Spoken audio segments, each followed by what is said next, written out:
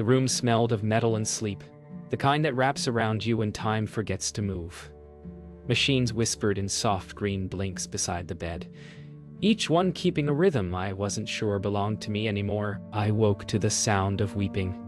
Broken, grateful weeping, and for a moment, I thought it was for someone else. Their voices trembled through the white curtain, thanking a man whose voice I almost didn't recognize. How long had it been since I'd heard him sound that calm, that sure? My throat closed as his laughter cracked softly through the silence. Steady, professional, but with a ghost underneath.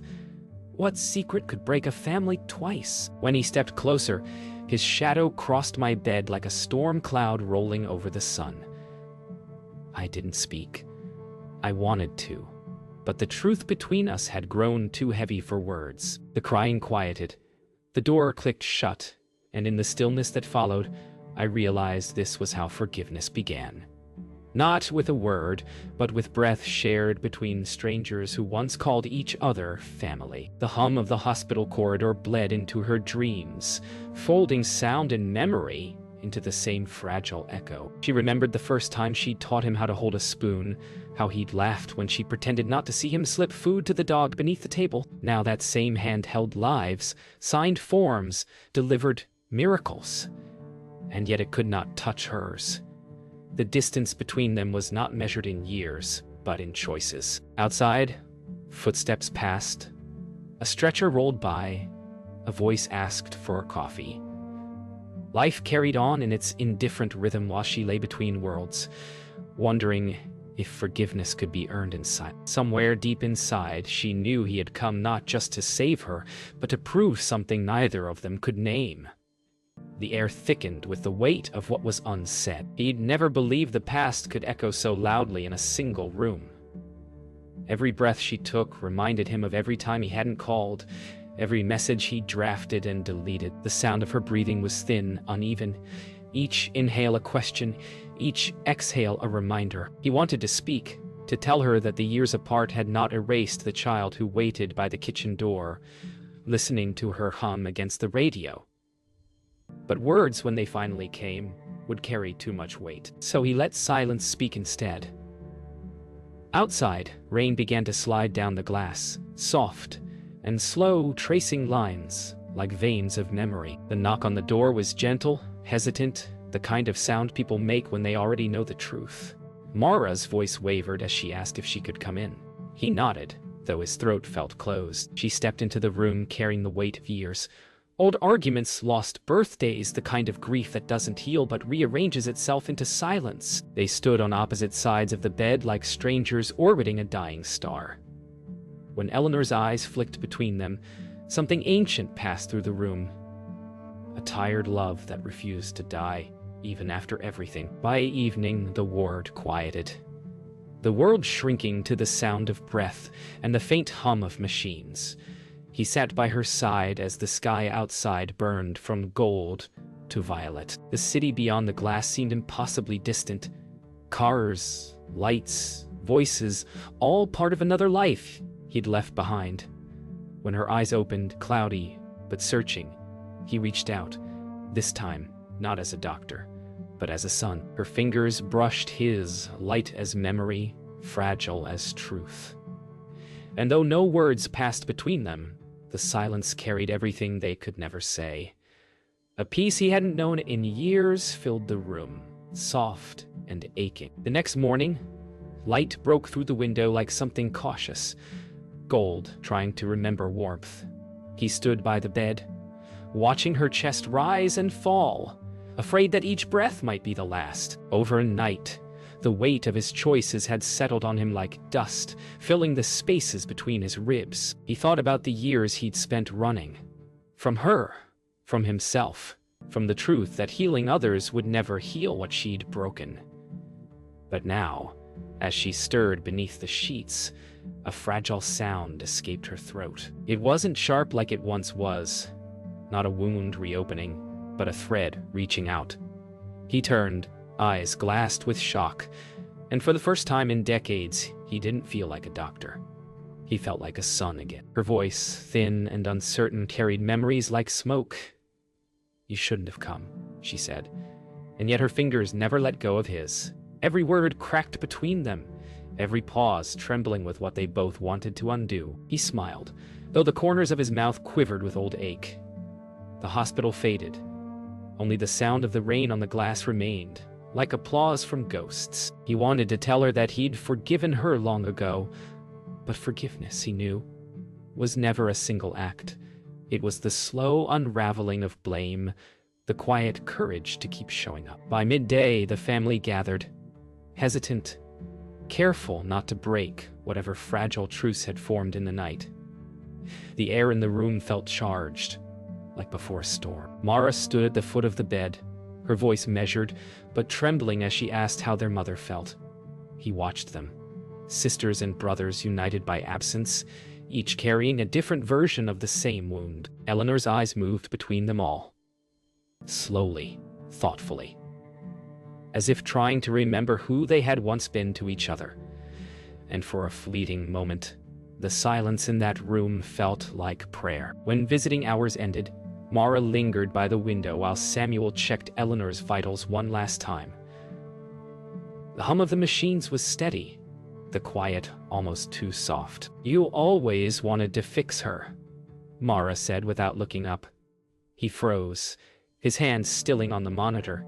Someone had to, he replied, but the words came out smaller than he expected. Their reflections met in the glass, two children grown old inside the same story. For the first time, they saw each other not as rivals for forgiveness, but as survivors of the same love that had failed them both. That night, when the hallways emptied and the fluorescent lights dimmed, Samuel sat alone in the quiet. The rhythmic pulse of the machines blended with his heartbeat. He took off his coat and folded it neatly over the chair, an unspoken surrender. Across the room, Eleanor slept, her breathing shallow but peaceful. He whispered into the darkness, "I didn't come to save you." The words hung in the air, fragile, trembling. "I came to understand." Outside, rain began again, soft as forgiveness, steady as time. The camera would hold there, long enough to feel the pause between one breath and the next. Morning returned with a strange stillness, as though the air itself held its breath. Samuel stood by the window, watching clouds drift over the city, each one dissolving like the years he'd lost. Behind him, Eleanor stirred, her voice faint but steady. "You always wanted to leave." The words cut through the quiet, soft but precise. He turned slowly, caught between shame and the strange relief of being seen. "You told me to," he said. Silence followed. Thick, familiar. There it was, the beginning of the truth neither had dared to touch. The hospital room shrank to a confession booth. Light glinted off steel and glass, and somewhere beyond, a siren wailed, distant, like a memory returning too late. He sat by her bed, elbows on his knees, hands clasped tight. "You said you didn't want me to become you," he murmured. Her eyes flickered toward him, confusion and guilt twisting together. "You left before I could stop you," she whispered. The truth was uneven, both of them wrong, both right in their own way. The years between them stretched out like the sterile hallway outside, long, silent, unforgiving. Yet something in her eyes softened. Maybe it was regret, or maybe it was the fragile hope that what had broken might still be named aloud before it disappeared forever. Mara returned that afternoon carrying a worn box from the house. She set it on the bedside table, saying nothing. Samuel looked at it and felt a pulse of dread. He knew that box, the one their mother never let them open. Eleanor's eyes flicked toward it, then away. "You kept it," Samuel said quietly. "Of course," she whispered. "It's everything I never said." He reached for the lid, his hands trembling as he lifted it open. Inside, photographs, a child's drawing, and a letter with his name written in faded ink. The air seemed to tighten, pulling all sound from the room. Some truths, he realized, do not heal. They simply stop bleeding. He unfolded the letter slowly, the paper thin as breath. Her handwriting, the same loops and hesitations he remembered from school notes, spilled across the page. She had written it years ago, after the night he left home. In it, she confessed to mistakes, to fear, to loving him wrong. He read it silently, each line peeling away a layer of resentment he'd worn for half his life. When he finished, he looked up and found her watching him, tears running without sound. "I thought I hated you," he whispered. "You just didn't understand," she said. The space between them, once an ocean, felt suddenly small enough to cross. When Mara left for the night, the room was quiet again. Samuel remained by the bedside, the letter folded neatly between his palms. "You kept my drawings," he said softly. Eleanor smiled faintly, her breath shallow. "They were the only proof I ever did something right." He looked at her then. Not as the woman who hurt him, but as the one who'd survived her own wreckage. Outside, the storm returned, wind rattling the window like an echo of everything they'd lost and found again. He reached for her hand. It felt weightless, almost transparent, but warm. For the first time, neither of them flinched. The dawn broke with rain again, soft and endless, like it had forgotten how to stop. Samuel hadn't slept. He sat by the window, watching the horizon blur behind gray glass. Behind him, her breathing grew shallower, lighter, each inhale thinner than the last. He felt the strange calm that follows fear, the one that feels almost like acceptance. The letter still rested in his coat pocket, the papers weighed heavier than it should be. "You don't have to stay," she murmured, eyes still closed. He turned toward her voice, quiet, steady. "I already did." For a moment, they simply listened to the rain. Somewhere down the hall, a monitor beeped steadily, like a heart reminding them both that time hadn't yet given up. Later that morning, Mara returned with coffee and a silence that said more than words could. She stood in the doorway, hesitant, watching her brother and mother as though she'd stumbled into a memory too delicate to touch. "She's getting weaker," Samuel said softly. Mara nodded, her eyes lowering to the floor. "She waited for you." The words hit like truth wrapped in mercy. He looked at his mother's frail body, every line of her face mapped with years of unsaid apologies. "I should have come sooner," he whispered. "You came," Mara said simply. And in that small sentence, he heard the grace he hadn't known he needed. By afternoon, the rain had stopped, leaving the world outside washed and clear. Eleanor stirred, her voice faint but certain. "I wanted you both to know. I wasn't angry, not really. I was scared." The confession came like a sigh, years of weight leaving the room. Samuel reached for her hand. "You did your best," he said, and this time he meant it. The words trembled, fragile and real. Mara looked between them, tears welling without restraint. "We all did," she whispered. For the first time, the silence that followed wasn't heavy, it was healing. The kind that arrives after a storm, when everything broken starts to breathe again. As the sky turned orange and pink, Samuel stepped into the hallway for air. The world outside the hospital doors felt impossibly far. Distant laughter, traffic, someone whistling a tune. He leaned against the wall, eyes closed. Every memory of her, the fights, the laughter, the nights of silence, collided inside him like rain against stone. Mara joined him quietly, her voice soft. "She's proud of you, you know." He let out a breath that sounded too much like a sob. "I wanted her to be proud when it mattered." Mara smiled faintly. "It still matters." That night, Samuel returned to find her awake, the lamplight soft against her fragile face. "I thought I'd never see you again," she said. "You almost didn't," he answered, sitting at her side. She smiled faintly, her eyes distant. "You were always so determined. Even when you left, I knew you'd find your way back." He reached for her hand and felt her pulse. Slow, but sure. "I'm here," he said. Her eyes met his, and in them he saw peace, quiet, unspoken, complete. The monitor hummed, a lullaby of endings and beginnings. The camera lingered as their hands stayed joined, neither willing to let go. The morning began with silence, the kind that comes before endings. The rain had stopped.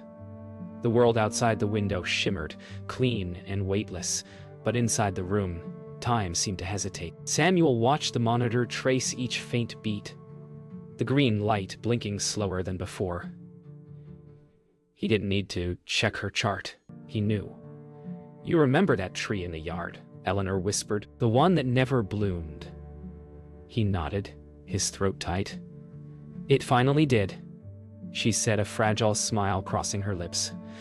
The air thickened around them, each breath a goodbye wrapped in gentleness. He wanted to stop time, to keep her in this stillness between heartbeats, but love, he realized, was learning how to let go. The family gathered once more, drawn not by duty but by instinct. Mara stood by the foot of the bed, one hand over her mouth, the other trembling. Liam entered quietly, his eyes wide and uncertain, sensing the gravity without needing to ask. Samuel didn't speak. He simply looked at his mother, memorizing every flicker of breath, every quiet tremor of her fingers. She opened her eyes, scanning the room as though counting blessings. "Stay close to each other," she whispered. "Don't do what I did." The monitor's rhythm faltered, soft and uneven, but no one moved. They listened until the sound became only memory. The monitor flatlined with a sound too soft to match its meaning. The nurse entered, adjusted a switch, and left them alone. No one cried at first. The grief was too wide, too strange. Samuel stared at the empty space where sound had once been, feeling both hollow and whole. Mara reached for his hand, and for the first time in years he didn't pull away. The room filled with a kind of peace, the kind that doesn't erase pain but threads through it like light through cracks. Outside, clouds drifted apart, revealing a thin strip of blue sky, fragile and infinite. The hours after her passing blurred together, forms to sign, soft condolences, the steady shuffle of nurses who knew when not to speak. Samuel stepped outside the hospital doors and felt the air hit him like truth. Cold, alive, unfiltered. Mara followed, standing beside him as the wind tugged her hair loose. Neither spoke. The world went on as it always had. Cars, strangers, laughter in the distance. "She waited for you," Mara said softly. He nodded. "She didn't have to." "She did," Mara replied. They stood there, two children grown old, watching sunlight slip through a break in the clouds. That evening, Samuel drove to their childhood home. The tree she'd spoken of still stood in the yard, wet leaves shimmering under the last light of dusk.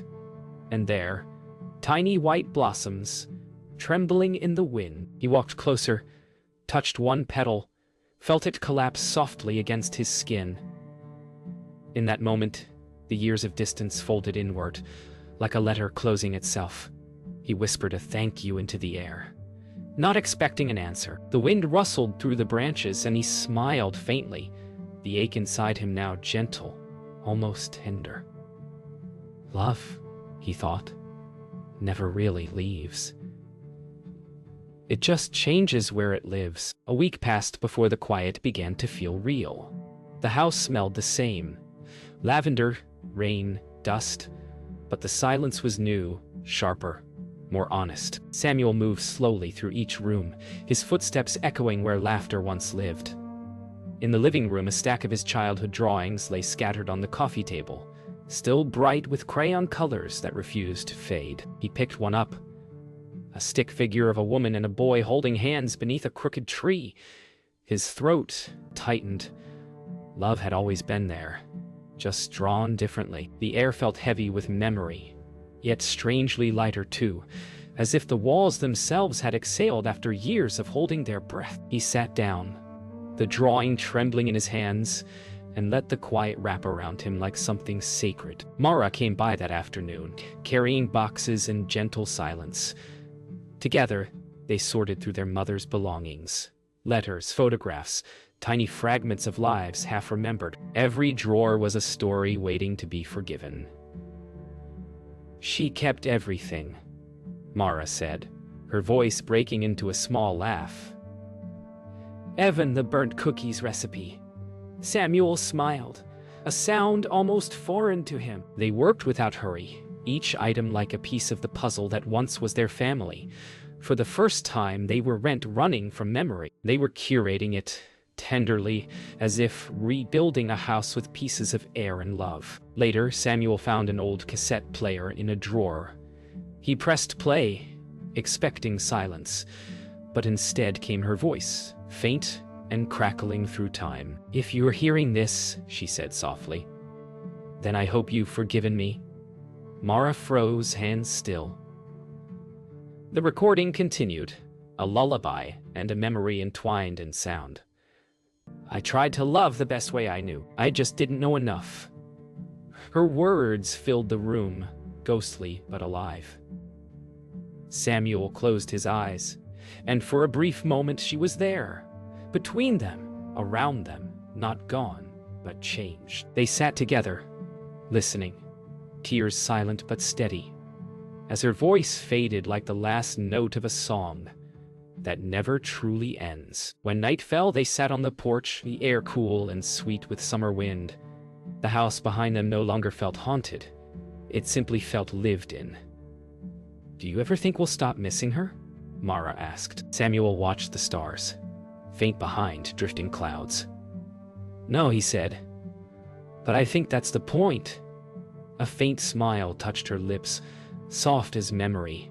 The crickets sang their endless chorus. Somewhere inside, the cassette clicked to a stop. They didn't move to rewind it. They just sat there. Two lives mended, not by answers, but by the quiet comfort of being able to remember without pain. Before leaving, Samuel walked to the blooming tree once more. The petals had begun to fall, carpeting the ground in pale white. He knelt, pressing his hand against the soil, cool and damp, and whispered something only the wind could keep. He thought of all the lives he'd saved, and how none of them compared to this moment, the act of simply staying, of forgiving, of remembering. The branches swayed gently above him, the blossoms trembling like quiet applause. For the first time, he didn't feel like a doctor or a son. He felt whole. And as he walked away, the camera lingered on the tree, the petals lifting, drifting, dissolving into light. Months passed before the ache softened into memory. Samuel returned to the hospital, walking the same hallways that once held his silence. Everything looked the same. White walls, steady lights, the hum of machines. But something inside him had shifted. He paused outside an empty room, sunlight spilling across the bed like forgiveness made visible. He thought of her laughter, of the last touch of her hand, of how she had said, "Stay close." He smiled faintly. The grief hadn't left him. It had simply changed shape, becoming a quiet companion instead of a wound. As he turned to leave, he whispered to the stillness, "Thank you for waiting." He started teaching again. New faces, young voices full of questions. When one of his students asked how to comfort a patient beyond medicine, Samuel paused. "You listen," he said, his tone quiet but certain. "Sometimes that's the only cure." The class went silent, taking in his words. He watched them scribble notes, their pens scratching softly against paper, and for a moment he felt her presence again, not haunting, but guiding. The lessons she'd left him weren't written in textbooks. They lived in the spaces between heartbeats, in every pause before a word, in every breath shared between the living and the remembered. Mara visited his home one Sunday with Liam. They brought the old cassette player, now repaired, and a small box of their mother's things. Over coffee, they laughed softly, really laughed, for the first time since the hospital. Liam asked about the woman in the photographs, and Samuel told him stories not of illness or regret, but of the woman who danced in the kitchen when no one was watching. The air filled with warmth, the kind born from remembering kindly instead of painfully. In that laughter, in that ordinary moment, she lived again. Lighter, freer, no longer bound to sorrow. That evening, alone, Samuel drove to the hill overlooking the town, the same place his mother used to take them for picnics when they were small. The city lights shimmered below, small and endless. He sat on the hood of his car, the wind moving softly through the grass. In his hand, he held one of her old photographs, her standing beneath the tree, laughing into sunlight. He looked at it for a long time, then let the wind take it. The photo fluttered upward, caught the light, and drifted toward the horizon. Some goodbyes, he realized, weren't about leaving. They were about continuing. Morning light spills once more over the blooming tree. Its petals fall silently, blanketing the yard in white. Samuel kneels beneath it, a small plaque now resting by the roots. Eleanor Hayes, who taught us how to listen. He places his stethoscope beside it for a moment. The cold metal glinting in the sun. The camera lingers as he rises, his face calm, his steps slow but sure. Behind him the tree sways, its branches alive with the sound of wind and remembrance. The story ends where it began, with breath, with silence, with love that never truly leaves, only changes form.